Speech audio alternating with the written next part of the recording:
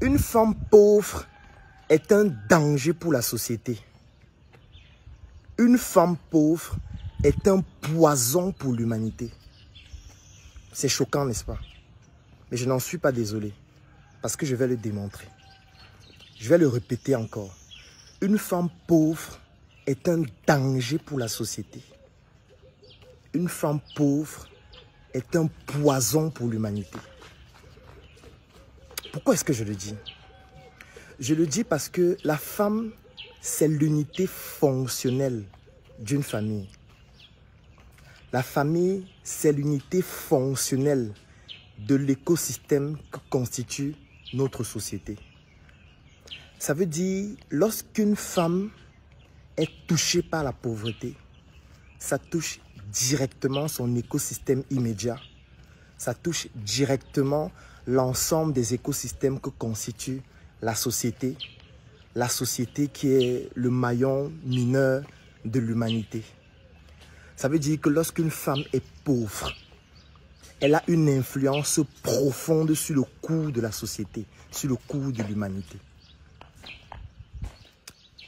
La femme est la principale, j'ai envie de dire, la principale détentrice de l'éducation des enfants. Ça veut dire dans une famille, l'éducation des enfants dépend à plus de 90% de la femme. Que ce soit dans la famille nucléaire ou en dehors de la famille, l'éducation dépend à plus de 90% de la femme.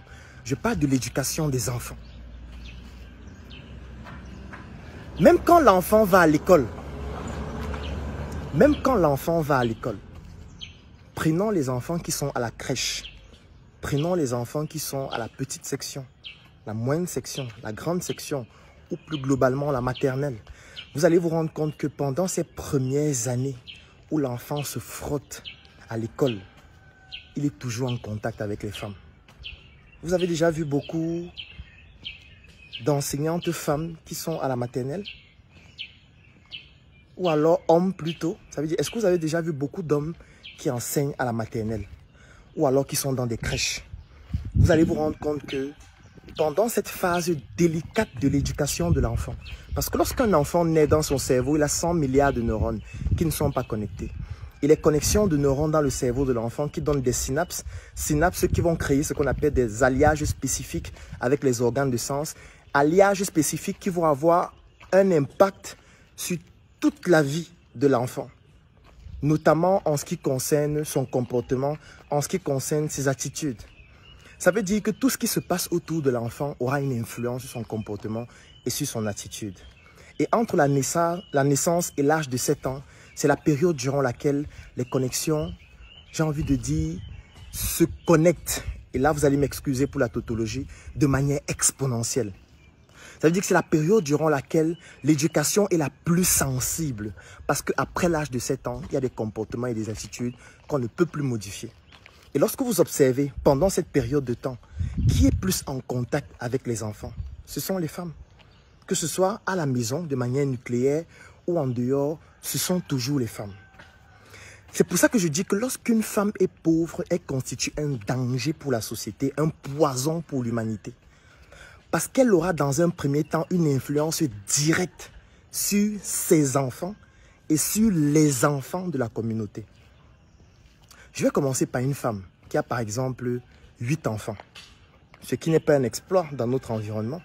Moi, je connais des femmes qui ont 10 enfants, 12 enfants, bien plus même encore. Donc, je vais prendre une femme qui a 8 enfants et qui est pauvre. Lorsque je parle de pauvreté, il ne s'agit pas de la monnaie fiduciaire, c'est-à-dire la monnaie qu'on peut physiquement détruire, c'est-à-dire les billets de 500, les billets de 1000 francs, les billets de 5000, les billets de 10 000, non. Lorsque je parle de pauvreté, ce n'est pas de ça qu'il s'agit. Du moins, ce n'est pas à cette étape que je suis en train d'intervenir. Parce que cette pauvreté, en fait, c'est juste une métastase de la première pauvreté originelle qui est en fait le manque de culture, le manque de connaissances. Parce que lorsqu'on parle d'éducation, l'éducation c'est un art. L'éducation, c'est un art. Qui dit art dit apprentissage. Qui dit art dit technique. Qui dit art dit méthode. Qui dit art dit méthodologie. Qui dit art dit stratégie. Ça veut dire qu'on n'éduque pas un enfant n'importe comment. Pour éduquer un enfant, il faut avoir de la culture. Il faut avoir des connaissances. Sinon, on risque de lui donner des mauvais conseils, mais de bonne foi. Parce que je suis d'accord qu'aucune femme ne souhaite vraiment que son enfant soit mal éduqué. Moi, je refuse de le croire, sauf si elle a des problèmes sur le plan mental. Aucune femme ne fait volontairement ou ne pose volontairement des actions qui poussent à ce que son enfant soit mal éduqué. Moi, je ne le crois pas. Sauf si elle a un problème mental. Ou alors, sauf si elle a une pathologie psychologique qui pousse à ce qu'elle soit, je veux dire, qu'elle n'aime pas ses enfants. Ça, on l'a déjà vu plusieurs fois, des femmes qui tuent leurs enfants. Mais ça, ce sont des cas à part. Je ne vais pas parler des exceptions. Ça veut dire qu'on part du principe où chaque femme souhaiterait que son enfant puisse bénéficier de l'éducation la plus optimale possible. Mais le problème, c'est que l'éducation qu'une femme donne à son enfant dépend de sa culture, dépend de ses connaissances, dépend de son savoir-faire, dépend de sa vision de la vie, dépend de son état mental, psychologique, social et même biologique et même intellectuel. Ça veut dire que si elle est limitée sur tous ces aspects, elle ne peut pas transmettre ce qu'elle n'a pas. Elle va transmettre à ses enfants ce qu'elle a elle-même. Ça veut dire qu'elle devient l'étalon de ses enfants. Ça veut dire que ses enfants ne peuvent pas bénéficier de quelque chose qu'elle n'a pas. Donc si elle est pauvre mentalement, pauvre intellectuellement, pauvre psychologiquement, pauvre sur le plan de la dimension de la compréhension sociale, pauvre sur le plan de la culture, elle va donc transmettre ça consciemment ou inconsciemment à ses enfants. Donc prenons un cas de figure de cette femme qui est pauvre concernant ces aspects et qui a 8 enfants. Ça veut dire qu'elle va éduquer 8 enfants de bonne foi, mais avec un étalon de médiocrité. Jusque-là, ça n'a encore l'air de rien parce que ce n'est que 8 enfants. Sauf que ces 8 enfants vont aller fréquenter, vont se retrouver dans des écoles, en général publiques. Parce que peut-être elle n'a même pas assez de moyens. Parce que lorsqu'on a cette pauvreté, c'est difficile d'avoir une richesse matérielle, financière, économique, en monnaie fiduciaire. Parce que vous ne pouvez pas transporter la pauvreté de votre cerveau pour la richesse dans votre poche, non. La pauvreté dans votre cerveau ne sera que la pauvreté dans votre poche, tout naturellement. Ça veut dire que voilà 8 enfants qui vont se retrouver dans une école publique. Quand je prends par exemple un quartier comme le Cameroun, les écoles publiques, c'est en moyenne 100 personnes. Donc vous avez 8 enfants qui vont se retrouver dans une école avec 100 personnes en moyenne. Alors, jusque-là, ça n'a l'air de rien. Mais ce qui va se passer, c'est que dans cette école, ces 8 enfants, avec leur étalon de médiocrité sur le plan de l'éducation, vont influencer 800 enfants en moyenne. Parce que prenons le cas de figure où chacun est dans une école ou dans une classe où il y a en moyenne 100 personnes. Ça veut dire que ça fait 800 personnes qui sont dans ces 8 classes qui seront influencées par le comportement de ces 8 enfants. Prenons en considération le fait que dans ces classes, 90% des enfants ne sont pas influencés. Ça veut dire qu'il n'y a que 10% qui réussissent à être influencés par ces 8 enfants. 10% de 100 personnes, ça fait 10 personnes. Dans 8 classes, ça fait 80 personnes. Plus les 8 enfants, ça fait 88 personnes qui se retrouvent à être mal éduquées à cause d'une seule femme. Une seule. On est à 88 enfants déjà. Et là, je parle seulement de l'école. Parce que j'aurais pu prendre aussi l'église où l'enfant va. J'aurais pu prendre aussi le quartier où l'enfant vit. J'aurais pu prendre aussi la famille beaucoup plus élargie où l'enfant se retrouve pendant les réunions, dans les associations, ou alors au club de football, ou alors dans toutes les autres activités où l'enfant se retrouve. Voilà déjà près de 100 enfants qui vont se retrouver avec un étalon de médiocrité sur le plan de la connaissance et surtout sur le plan de l'éducation, et dont une seule femme est à l'origine. Vous vous imaginez si 10 femmes font la même chose? Si 20 femmes font la même chose? Si 100 femmes font la même chose? Ou alors si ces enfants, au fur et à mesure, continuent d'influencer au fur et à mesure d'autres enfants? Et aujourd'hui, il y a quelque chose d'extraordinaire, c'est qu'il y a Internet.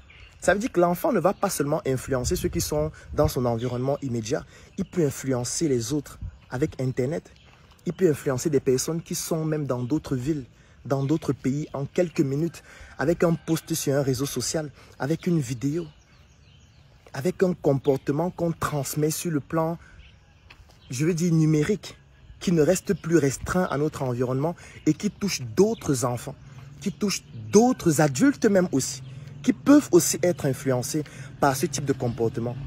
Ça donne donc un effet exponentiel à la mauvaise éducation qui provient d'une seule femme. Une seule femme pauvre. Vous vous rendez compte des conséquences dans la société, dans la communauté, à cause d'une seule femme. Parce qu'en réalité, la femme, c'est l'élément fondamental de la famille. La famille elle-même qui va constituer le maillon de la société. Et c'est plusieurs maillons mis ensemble, c'est-à-dire plusieurs familles mises ensemble qui vont former notre société. Sauf que dans ces différentes familles, la personne fondamentale qui est au cœur, c'est la femme. Parce qu'après, ces enfants vont devenir ingénieurs. Ces enfants vont devenir médecins. Ces enfants vont devenir menuisiers. Ces enfants vont devenir maçons. En fait, ces enfants vont aller dans des secteurs d'activité qui constituent le socle de notre société ou alors de notre État.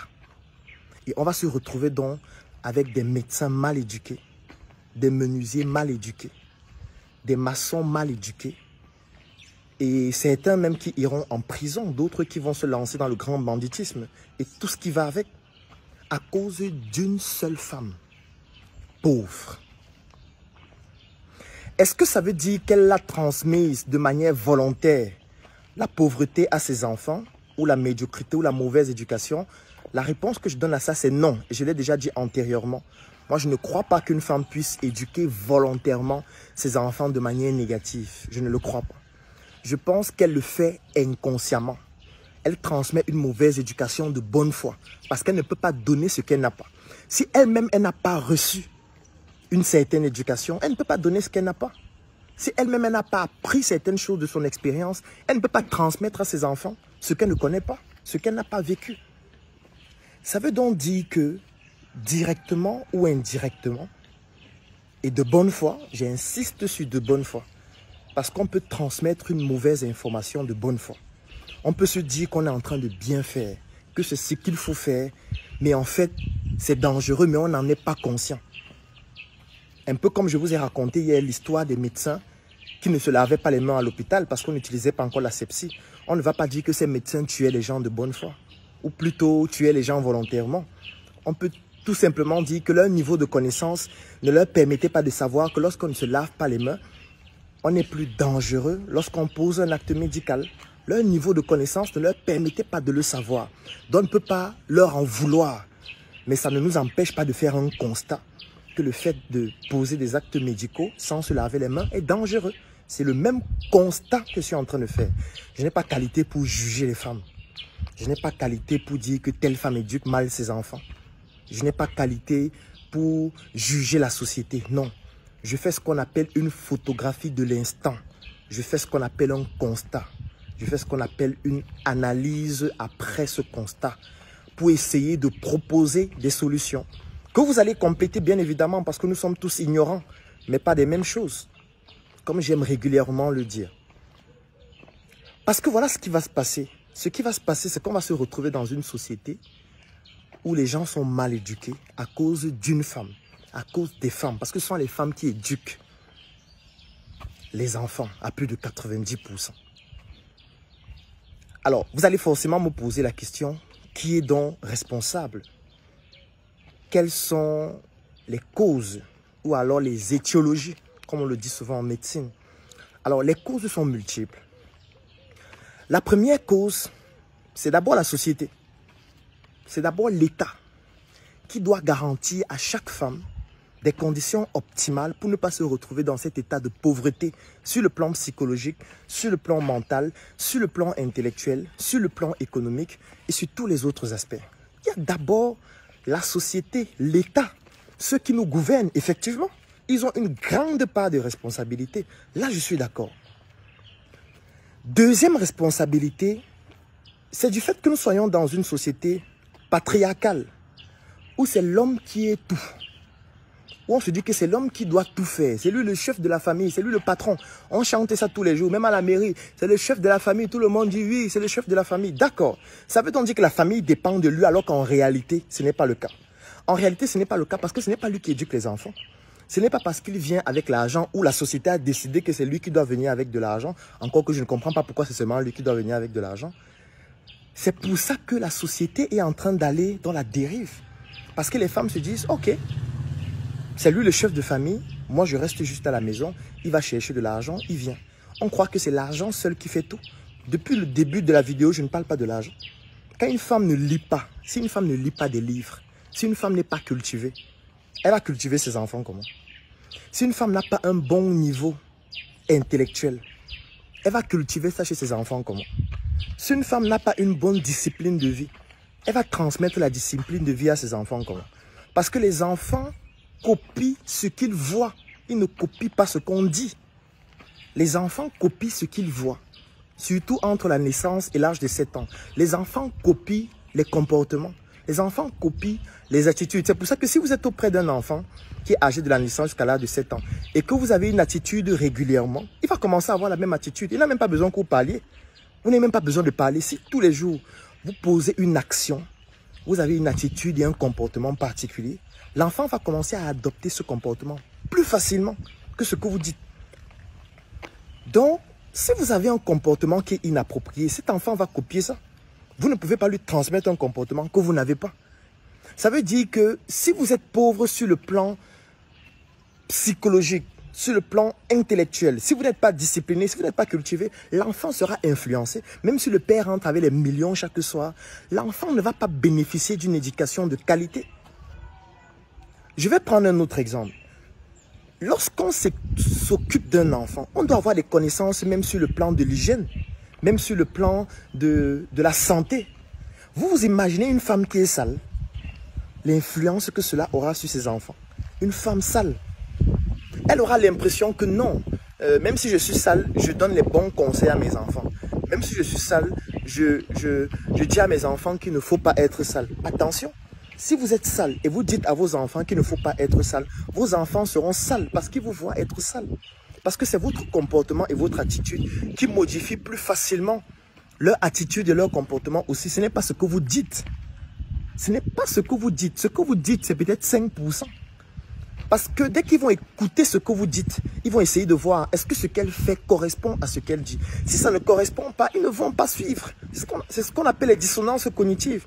Vous vous imaginez un mendiant ou alors quelqu'un qui a une situation économique et financière dégradée qui vient vous dire comment faire pour devenir riche alors qu'il dort dans la rue. Ça va passer le message dans votre tête. Dès qu'il va finir de dire ça, vous allez regarder, est-ce qu'il est riche?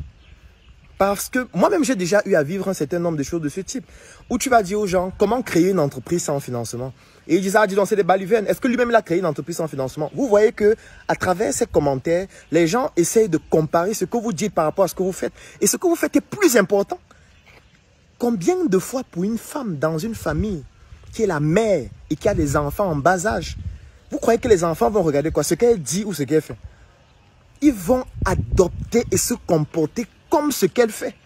Ça veut dire que si ce qu'elle fait est dangereux, même inconsciemment en fonction d'elle-même, parce que de toutes les manières, elle ne peut pas transmettre et se comporter différemment parce que ça correspond elle-même à ce qu'elle a appris, elle va devenir un poison pour ses enfants. Donc, deuxième cause, c'est le fait que nous soyons dans une société patriarcale. C'est le fait que nous soyons dans une société où la religion est très importante, est très implantée. Et que dans la religion, on nous a fait comprendre que la femme vient de la côte de l'homme. On nous a fait comprendre que l'homme se sentait seul. C'est pour ça qu'on a créé la femme, pour venir l'accompagner. En fait, si on comprend bien cette logique, ça veut dire qu'en fait, la femme, c'est juste un appendice de l'homme. Dans certaines religions, même la femme ne vaut rien. Dans certaines religions, la femme n'a même pas le droit à la parole. Dans certaines religions, qui sont même encore beaucoup plus radicales, une femme ne peut même pas conduire un véhicule. Une femme ne peut pas aller dans un supermarché. Une femme ne peut pas voter. Une femme ne peut pas... Je veux dire, on a tellement montré que la femme ne vaut rien, ne représente rien, accompagne juste l'homme, que c'est devenu un danger pour toute la société. Parce que de manière fonctionnelle, c'est la femme qui éduque les enfants. Et vous vous imaginez une société dans laquelle on dit que la femme ne vaut rien, où on ne donne rien à la femme, et qu'après cette femme qui n'a rien, qui ne vaut rien, se retrouve en train d'éduquer les enfants sans rien. En fait, on se retrouve avec des enfants qui deviennent fous, des enfants qui deviennent des criminels, des enfants qui développent le grand banditisme, des enfants qui vont influencer d'autres enfants parce qu'ils sont frustrés de n'avoir pas bénéficié de ce que les autres enfants ont bénéficié. Donc la deuxième raison, c'est le fait que nous sommes dans cette société patriarcale. Et la troisième raison, ce sont les femmes elles-mêmes. La troisième raison, ce sont les femmes elles-mêmes. Parce qu'on ne peut pas citer seulement les autres. Vous n'allez pas croire que les responsabilités, ce sont seulement les autres. J'ai commencé par la société, l'État. Ensuite, je suis allé sur la société patriarcale. Mais la troisième raison, c'est la femme elle-même. Parce que rien n'empêche à une femme de prendre un livre et de lire. Rien n'empêche à une femme d'aller se documenter. Rien n'empêche à une femme d'aller se former, d'aller apprendre. Rien n'empêche à une femme d'aller rencontrer une autre personne qui a plus de compétences qu'elle, plus de connaissances qu'elle pour apprendre. Rien n'empêche à une femme de gagner de l'argent. Et s'il y a quelque chose qui lui empêche de faire ça, pourquoi est-ce qu'elle continue d'accepter cette chose dans sa vie? Prenons un exemple. Supposons qu'une femme est avec un homme et que l'homme lui dit non, tu ne dois pas travailler, tu dois rester à la maison. Mais pourquoi vous êtes là? Ça veut dire que vous allez transmettre une éducation de pauvreté à vos enfants. Ça veut dire que vous allez transmettre la dépendance à vos enfants. Parce que si vous êtes dépendant de votre mari et que tout ce que vous faites, ça vient de votre mari, est-ce que vous savez que le fait d'être dépendante de votre mari va entraîner des connexions de neurones dans votre cerveau qu'on appelle les synapses, qui vont avoir une influence sur votre comportement et sur votre attitude. Et votre comportement et votre attitude vont transmettre aussi la dépendance à vos enfants. Vos enfants aussi seront dépendants. Je vais vous prendre un exemple. Un jour, peut-être votre enfant va venir vous voir. Il va vous dire, maman, on m'a demandé le cahier à l'école de dessin. Et la maîtresse a dit que ça coûte 2000. Vous allez répondre à l'enfant, attends, ton père vient. C'est ton père qui va acheter ça. En fait, peut-être pour vous, cette phrase n'a l'air de rien. Mais quand l'enfant va vous poser cette question une fois, deux fois, maman, je veux acheter un jouet. J'ai besoin d'un jouet que je vois. Ton père va rentrer avec. Maman, j'ai besoin de la PlayStation. Ton père va rentrer avec. Maman, on m'a chassé à l'école pour la scolarité. Ton père va rentrer payer. Vous savez ce que ça transmet dans la tête de l'enfant? Ça transmet dans la tête de l'enfant que vous êtes pauvre, que vous n'avez rien, que la seule personne qui peut résoudre son problème, c'est son père. Et vous vous imaginez si votre enfant, c'est une fille ou c'est une femme, elle va comprendre que, mais attends, ça veut dire que ma mère, que je considère comme la plus grande guerrière, parce qu'elle a beaucoup fait pour moi. Ma mère n'a rien, elle dépend de mon père totalement. Parce que chaque fois que je lui demande quelque chose, c'est à mon père. Ça veut dire que moi, alors que je suis encore une toute petite fille, il faut déjà que je commence à chercher un homme qui va aussi m'aider à faire des choses, puisque même ma mère n'a pas réussi. Ma mère qui est une guerrière n'a pas réussi à le faire. Donc, vous avez l'impression que ça n'a l'air de rien, mais ça influence violemment vos enfants. Vos enfants vont devenir dépendants aussi. Et cette fois, c'est à travers votre comportement de dépendance vis-à-vis de votre copain, de votre ami, ou alors de votre mari. Vous avez l'impression que ça n'a l'air de rien, mais c'est en train d'influencer vos enfants. Une femme doit chercher de l'argent. Une femme doit chercher la connaissance. Une femme doit chercher à constituer son réseau. Une femme doit travailler son image. Une femme doit travailler sur sa culture. Une femme doit travailler à être influente. Pas influente pour régner la valeur de l'autre, pour régner l'identité de l'autre, pour régner le rôle de l'autre. J'aime souvent dire, l'homme et la femme sont comme les clés et la serrure d'une porte. La clé ne peut pas remplacer la serrure. La serrure ne peut pas remplacer la clé. La clé n'a pas la même fonctionnalité que la serrure et vice-versa. Sauf que pour que la serrure soit rendue fonctionnelle, il faut la clé. C'est un peu l'image que j'utilise pour caractériser l'homme et la femme, surtout dans un couple, dans un foyer. Ça veut dire que si la clé devient influente, la clé ne doit pas dire « la serrure, tu ne me sers plus à rien, je suis déjà influente ». Non, sans la serrure, tu n'es pas fonctionnel. Même chose pour la serrure, tu ne dois pas dire « je suis déjà influent, la clé ne me sert plus à rien ». Non, tu as besoin de cette clé. Tu as besoin de cette clé, même si tu es le plus influent. Parce que chaque serrure a une clé spécifique. Chaque clé ouvre une serrure spécifique. C'est de ça qu'il s'agit. Donc, devenir influent ne veut pas dire que vous allez commencer à renier l'autre, à mépriser l'autre, à être condescendante. Non. Devenir influente sur le plan intellectuel, sur le plan mental, sur le plan social, sur le plan économique, sur le plan financier, vous permet de mieux éduquer vos enfants, vous permet de faire comprendre à vos enfants qu'ils ne doivent pas être condescendants, vous permet de faire comprendre à vos enfants que eux aussi, ils doivent développer de l'influence. Ils ne doivent pas se faire influencer facilement par les autres. C'est de ça qu'il s'agit.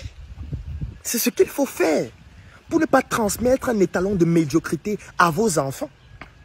Parce que si vous ne l'êtes pas, vos enfants vont donc tirer leur modèle de qui? De la télévision. Vous allez laisser vos enfants être éduqués par la télé. Vous allez laisser vos enfants être éduqués par ce qu'on voit sur Internet. Vous allez laisser vos enfants être éduqués par ceux qui leur donnent les moyens financiers dehors parce que vous n'avez pas été capable de le faire. Et vous allez leur en vouloir 10 ans, 15 ans, 20 ans après d'être des brigands dans la société. La société va s'en vouloir. Vous ne pouvez vous en prendre qu'à vous-même. Vous ne pouvez vous en prendre qu'à vous-même. Qu'est-ce qui empêche à une femme de se connecter sur Internet et d'aller se former?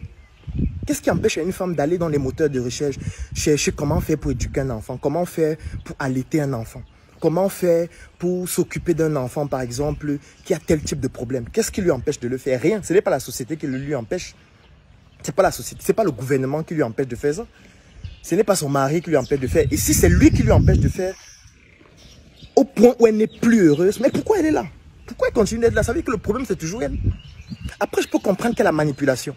Après, je peux comprendre que, effectivement, si vous n'avez pas un certain niveau de connaissance, de culture et de, je veux dire, de stratégie, on peut vous manipuler et vous pousser à rester dans une situation de dépendance à vie. Je suis d'accord. Mais c'est à vous de changer. Et moi, j'aime toujours le dire, lorsqu'il y a un problème et qu'à ce problème, il y a plusieurs solutions, j'aime choisir la solution dont j'ai une influence directement. Ça veut dire, je vous ai présenté plusieurs problèmes. Il y a l'État, il y a la société qui est patriarcale et il y a vous. Parmi ces trois solutions, quelle est la solution que vous pouvez implémenter dès aujourd'hui? Mais la solution là, c'est vous-même. C'est que vous pouvez décider dès ce soir de commencer à vous documenter, de commencer à lire, de commencer à étudier, de commencer à chercher comment faire pour gagner de l'argent, de commencer à apprendre comment éduquer un enfant. Ça s'apprend, ça ne vient pas de manière spontanée. On ne comprend pas comment éduquer un enfant de manière spontanée. Non, il y a des techniques pour éduquer des enfants. Il y a des techniques pour qu'un enfant n'ait pas un certain type de comportement. Il y a des techniques pour qu'un enfant lise, pour qu'il soit cultivé. Il y a des techniques pour qu'un enfant ne soit pas dépendant dans la société. Il y a des techniques pour que l'enfant ne soit pas influencé par les autres enfants qui fument la drogue. Les autres enfants qui ont des comportements pervertis. Il y a des techniques pour pousser l'enfant à ne pas être victime de ça. Et il faut apprendre ça. Ça ne vient pas dans la Bible seulement. Ça ne vient pas avec, il n'y aura pas une lumière dans le ciel quand vous mettez les genoux au sol. Il faut aller apprendre, il faut vous documenter, il faut lire. Il faut apprendre à gagner de l'argent. Si vous n'avez pas d'argent, vous seriez une femme pauvre. Une femme pauvre ne peut transmettre que la pauvreté à ses enfants. C'est de ça qu'il s'agit. Après, je peux comprendre que si on gifle deux personnes, il y a certaines personnes qui vont dire vraiment on m'a giflé. Je préfère fuir les problèmes. Il y a d'autres personnes qui vont rendre. Il y a d'autres personnes qui vont se dire il ne faut plus jamais qu'on me gifle. Parce que je dois me battre pour ne plus être giflé désormais. Il y a d'autres qui vont tendre la deuxième joue, comme le Nazaréen. Parce que je sais que lorsqu'un enfant est victime de certains problèmes, lorsqu'un enfant est victime de certains préjugés, lorsqu'un enfant est victime d'une marginalisation, il y a deux comportements qu'il peut avoir. Soit ça va l'affaiblir totalement, il va se décourager, il peut même en mourir. Soit ça peut faire de lui un guerrier qui va se battre pour que les autres ne puissent plus être victimes de ça. Mais même cette manière de réagir vis-à-vis des frustrations, c'est vous, la femme, qui devrez apprendre ça aux enfants. Parce que oui, vous allez me dire, on s'est rendu compte que les gens qui sont riches disent toujours qu'ils ont eu des problèmes. Les gens qui étaient pauvres avant et qui sont devenus riches disent toujours que j'étais pauvre, je n'avais rien, ma mère n'avait rien. Mais c'est parce que ces personnes ont modifié leur perception du problème et ont transformé leur frustration en un carburant pour pouvoir exceller. Mais si on prend le ratio de 1000 enfants qui ont grandi dans la pauvreté, parce que leur famille, en partant de leur mère, était pauvre. Vous croyez que sur les 1000 enfants, il y a combien qui réussissent après? Parce que ce qu'on présente à la télé, c'est les success stories. Hein? Ça veut dire que c'est des cas qui se sont démarqués. Mais si on regarde le ratio, Je veux dire, c'est moins de 5% qui réussissent à s'en sortir. Tous les autres disparaissent, deviennent des bandits, deviennent des criminels. Et ce sera à cause de vous, la femme, qui refuse de se documenter, qui refuse de se cultiver, qui refuse d'apprendre, qui refuse de chercher de l'argent, qui refuse d'avoir une situation sociale qui permet à l'enfant de pouvoir bénéficier d'une éducation particulière. Est-ce que vous savez que l'école où vous inscrivez l'enfant a une influence sur son éducation? Ce n'est pas pour rien qu'il y a des écoles qui coûtent cher. Ce n'est pas pour rien qu'il y a des écoles où il y a très peu d'enfants dans une salle de classe. Vous croyez que ces écoles coûtent cher, pourquoi? C'est parce que l'éducation n'est pas la même, je suis désolé. Et si vous n'avez pas les moyens de payer une certaine éducation à votre enfant, vous croyez que votre enfant aura quelle éducation? Il aura quelle éducation? Supposons que vous avez un enfant, il vient d'avoir son bac, il est très compétent, mais vous n'avez pas les moyens de l'envoyer dans une faculté, par exemple, qui va lui permettre de faire ce qu'il a réellement envie de faire. Et vous l'envoyez dans le vrac. Parce que vous n'avez pas assez de moyens. Vous ne voyez pas que vous êtes en train d'orienter votre enfant à avoir une éducation qui ne sera pas forcément celle qu'il avait souhaitée et que ça va créer des frustrations en lui. Frustrations qui ne vont pas forcément le pousser à être excellent. Ça peut le détruire à jamais, cet enfant. Parce que vous êtes pauvre, vous, cette femme qui est en train de m'écouter. Donc, il faut adopter la solution la plus simple. C'est le meilleur moyen. C'est le meilleur moyen. Ça veut dire que parmi toutes les solutions disponibles, recherchez la solution que vous pouvez implémenter vous-même rapidement, dès aujourd'hui, et implémenter ça. N'attendez pas que le monde change. N'attendez pas que la société devienne matriarcale. N'attendez pas que l'État change, tout change pour que vous puissiez changer. Changez d'abord vous-même. Parce que si vous changez à l'échelle micro, vous allez aussi changer l'éducation de vos enfants. Vous allez changer le comportement de votre famille. Dès que les familles vont commencer à changer leur approche, les familles mises ensemble constituent l'écosystème de la société. Et la société va changer. Pour que la société change, il faut que l'unité fonctionnelle primaire de la société change, c'est-à-dire la famille. Et l'unité fonctionnelle de la société, qui est la famille, est dirigée de main de faible, de maître par la femme. Donc il faut que la femme change pour que la société change. Une société dans laquelle on méprise la femme. Une société dans laquelle la femme ne vaut rien. C'est une société qui est vouée à la perdition. C'est une société qui ne peut pas s'en sortir. Et pour que la femme puisse changer sa perception, nous avons décidé de nous attaquer à la solution que la femme peut implémenter dès aujourd'hui. C'est pour ça que moi, par exemple, à travers la Startup Academy, nous publions des vidéos en ligne. Nous parlons d'entrepreneuriat, nous parlons de société, nous parlons de vie. Nous parlons de comment améliorer sa vie. Ce n'est pas parce que nous sommes les meilleurs. C'est parce que nous voulons partager notre minuscule expérience et apporter notre pierre à l'édifice qui doit permettre à la femme d'être forte. C'est pour ça qu'il y a de cela 1 an, j'ai sorti un programme qui s'appelle Femme Patronne. Femme Patronne, c'est un programme qui a été enregistré en vidéo et dont vous pouvez bénéficier, qu'importe l'endroit du monde à travers lequel vous vous trouvez, dans lequel je présente aux femmes comment elles peuvent être influentes, comment elles peuvent changer leur perception pour améliorer leur famille. Et c'est dans la même dynamique que nous avons décidé avec mon frère Yann Amon en Côte d'Ivoire d'organiser un événement qui s'appelle le Sommet de l'indépendance financière africaine. C'est un sommet qui va se dérouler du 9 au 10 juillet en Côte d'Ivoire. Et pendant ce sommet, nous allons nous adresser aux femmes. Nous allons dire aux femmes comment faire pour devenir finançables. Nous allons expliquer aux femmes comment faire pour pouvoir améliorer sa perception et pouvoir trouver des leviers ou plutôt utiliser des leviers de financement qui leur permettent de pouvoir lancer leur projet et améliorer leur famille sur le plan social et sur le plan économique. Ce sommet va se dérouler en Côte d'Ivoire du 9 au 10 juillet avec des orateurs excellents comme Ricardo Kanyama de la RDC, comme Habib de la Mauritanie et beaucoup d'autres expertises à travers l'Afrique. 2 jours durant lesquels nous allons partager toute la crème que nous avons avec vous.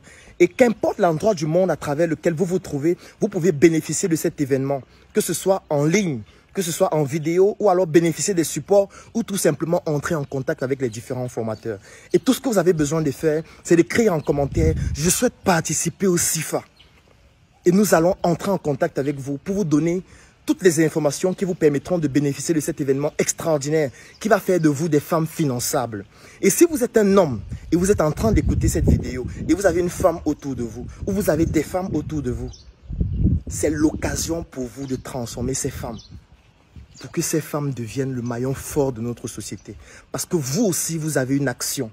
Vous pouvez permettre à ces femmes de bénéficier de ce type de contenu. Vous pouvez permettre à ces femmes de participer au CIFA. Ou alors tout simplement, vous pouvez devenir un éducateur vous-même de ces femmes en bénéficiant de cette formation.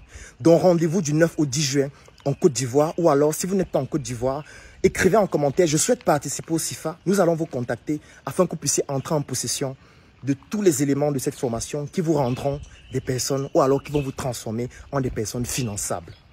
Devenez finançables et surtout, arrêtez d'être des femmes pauvres qui deviennent un poids mort finalement pour l'humanité. Portez-vous bien. Je vous aime, toutes les femmes.